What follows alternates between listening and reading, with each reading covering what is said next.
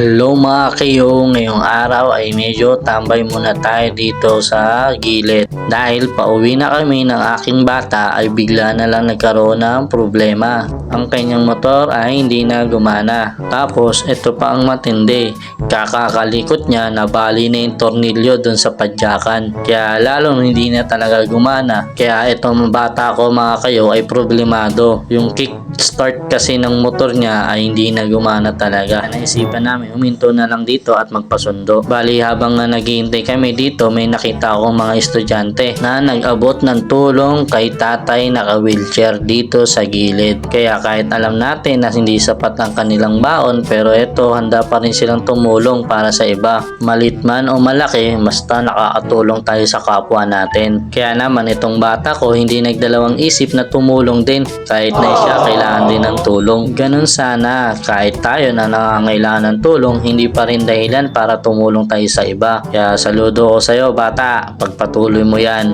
Ayan nga, pagkalipas nga ng ilang minuto, ito patambay-tambay ulit kami dito, naghihintay ng sundo namin. Meron kasi kaming isang kinontak ng tao na makakatulong sa amin para makauwi at makahatak itong motor na to na sira. Kaya ito, yung bata ko, kwentuhan muna kami habang naghihintay. Pali nga pala, nandito nga kami sa Sample San Jose del Monte. Then yung uwian namin ay doon sa Tala, Caloocan City. Ayun nga mga kayo, pagkalipas nga ilang minuto, medyo dumilim na talaga. Wala pa rin yung aming sundo pero OTW na daw siya. At habang nga paikot yung camera ko, nakita ko atong bata ko, mukhang chinecheck niya ulit yung motor niya. Mukhang hindi na talaga kaya.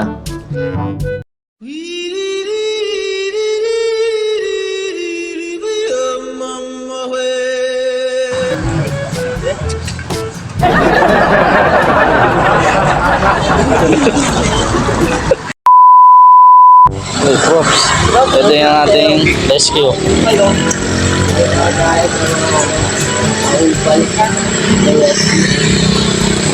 Yeah, vlogger to vlogger yan, no? Yeah, si Props. Props TV. Follow nyo siya guys. Props TV. Ito, nasiraan siya. Yan. Props TV. Set up na natin.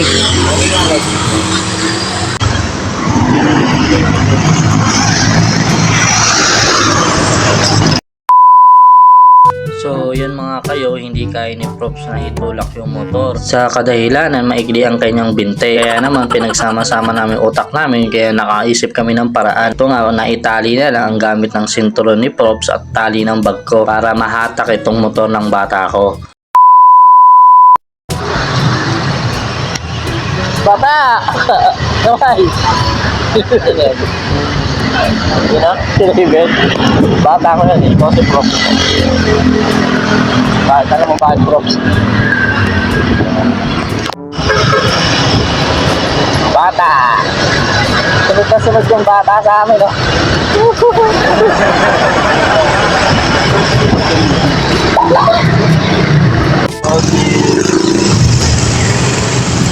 Sinturon, tsaka tali sa bag ang solusyon. Dito na kami sa bagong sila.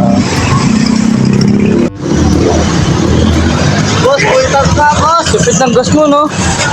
Tipid mo ng gas mo. Oh, simula Bulacan hanggang dito, hindi na buwasan. Karik sa wala. Kaya naman, ito mga kayo, nakarating na nga kami dito sa lugar namin. Shoutout nga pala kay Props TV na naghatak ng motor para makauwi kami dito sa Caloocan. O sige, next time ulit!